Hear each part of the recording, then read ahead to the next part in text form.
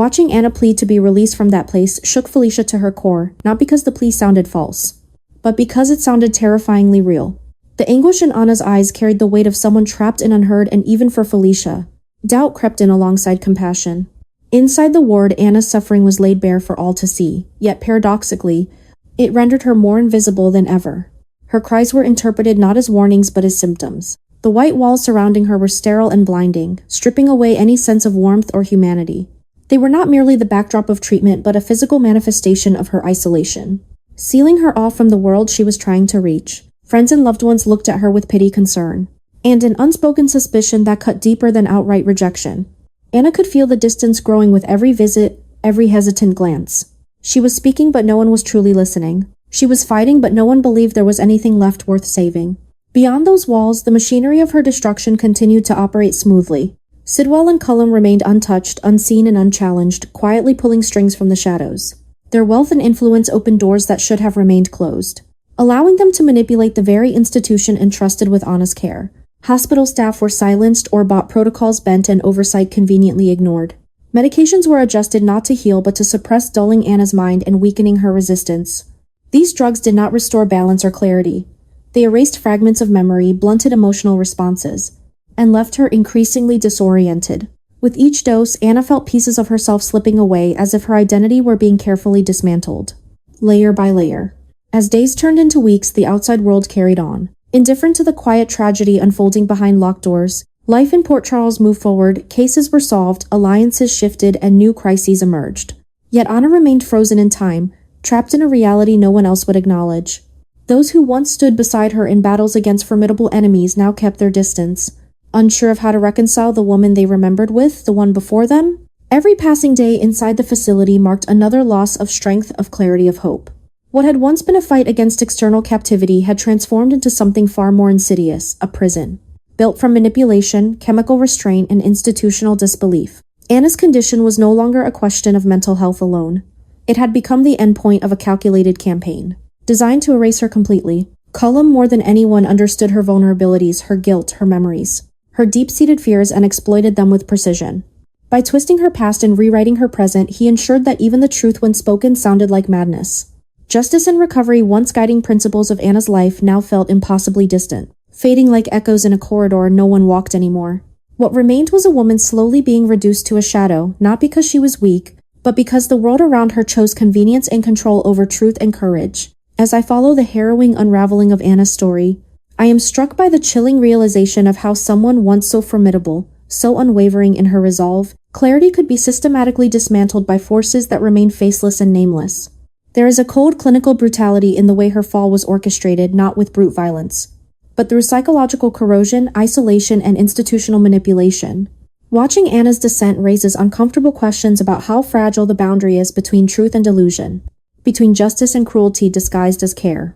When a person screams for help and is instead sedated when facts are dismissed as hallucinations, the very fabric of reality begins to fray, not only for the victim but for all those complicit in choosing silence over belief. Anna's suffering is not confined to the torment inflicted by her enemies. It is compounded by the abandonment of confided, those she once trusted. This betrayal by proximity, being discredited, misjudged, and ultimately erased by former allies, cuts deeper than any wound left by her captors. Her fall from grace serves not only as a personal tragedy but as a commentary on how institutions and relationships often fail those who need them most. In their fear of what her truth might reveal, they retreat, leaving her exposed to a system designed not to rehabilitate but to suppress. Her supposed recovery becomes a slow erasure, a means to rewrite her past through the numbing of her present. Anna becomes less of a person and more of a cautionary tale, a warning of what happens when power is unchecked and narratives are controlled by those with the loudest voices and deepest pockets. What becomes of someone when they are cast so thoroughly into darkness, when every tether to their identity has been cut? In Anna's case, it seems the only thing that remains is a sliver of hope, so faint it flickers like a candle on the edge of extinction. Perhaps somewhere someone still believes her. Perhaps there is still a heart that remembers her not as the unhinged woman behind padded walls, but as the warrior who once protected others at great personal cost. That belief, even if distant and unspoken, might be enough to sustain her through the fog. But how long can one endure in such silence, surrounded by blank stares and medicated indifference, before even that last ember of hope begins to die? And so, I am left haunted by the image of Anna adrift in a sterile room, her body present but her spirit quietly slipping away. The question that lingers is not just whether someone will come for her, but whether she will still be there to be saved. When identity is shattered, when memories are manipulated, and when the world insists on your madness, how do you remember who you are? In a war where truth has become the enemy and reality the battleground, Anna's fight is no longer just for justice, it is for her very soul. And as each day passes without rescue, the weight of that battle becomes more than any one person should bear alone. Hello, General Hospital today will reveal Anna returned to Port Charles not in triumph, but as a shell of the woman she once was, physically ravaged, emotionally fractured, and spiritually hollowed by the horrors she had endured. She no longer moved with the precise composure of a seasoned agent. Instead, she staggered, disoriented, her gaze clouded and vacant, her voice trembling as if it still caught in the grip of a nightmare that refused to loosen its hold. In her mind, the prison walls were still around her, cold, sterile, unrelenting. The cloying scent of sedatives clung to her senses, and the phantoms of Faison, Peter, and Liesel hovered constantly, figures she believed long dead now tormenting her thoughts with renewed intensity. To those around her, however, her tale seemed the ramblings of a woman lost to madness. Rather than extending passion or seeking understanding, they responded with skepticism and suspicion. Instead of offering safety, they sought containment.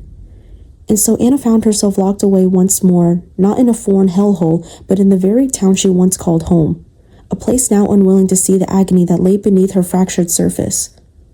What Anna had experienced during her disappearance was not a figment of psychosis, but a carefully orchestrated campaign of psychological destruction. Ross Cullum and Jen Sidwell had methodically drugged her, imprisoned her, and dismantled her sense of reality piece by piece. They resurrected the ghost of Faison, not through necromancy, but through manipulation, implanting hallucinations, orchestrating visions, and turning her memories into weapons.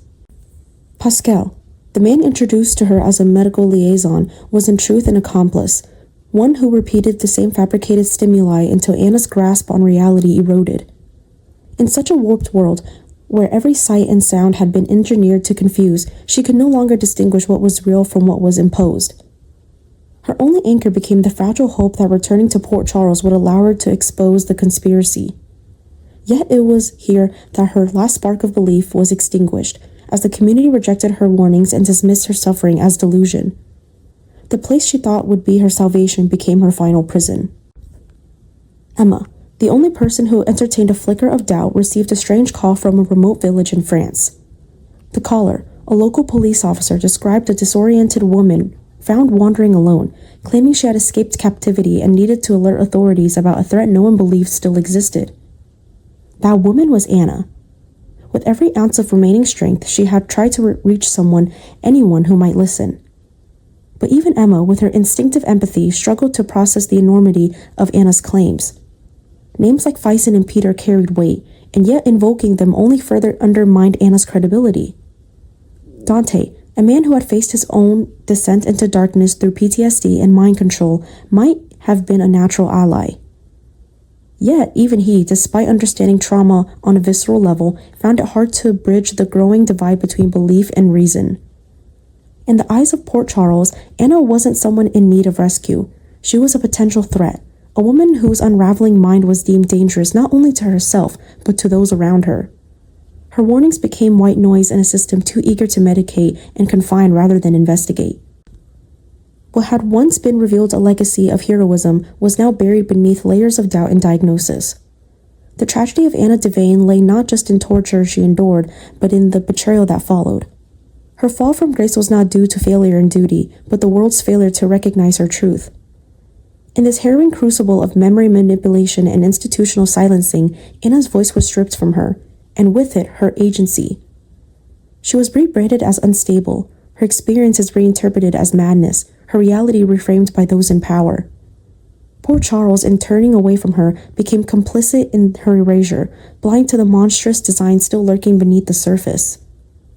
Anna was not broken by the darkness she escaped from, but by the indifference of those who refused to see that she had never truly left it behind.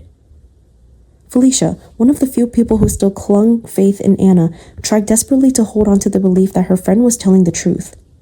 She wanted to see beyond the erratic behavior, beyond the frantic gestures and broken thoughts, and recognize the woman she had known for years. Yet that fragile belief began to crack the moment Felicia witnessed Anna inside the psychiatric ward. Anna was no longer merely shaken or distressed. She was unraveling in plain sight, her body tense, her movements frantic, her desperation raw and unfiltered. Watching Anna plead to be released from that place shook Felicia to her core, not because the plea sounded false, but because it sounded terrifyingly real. The anguish in Anna's eyes carried the weight of someone trapped and unheard, and even for Felicia, doubt crept in alongside compassion.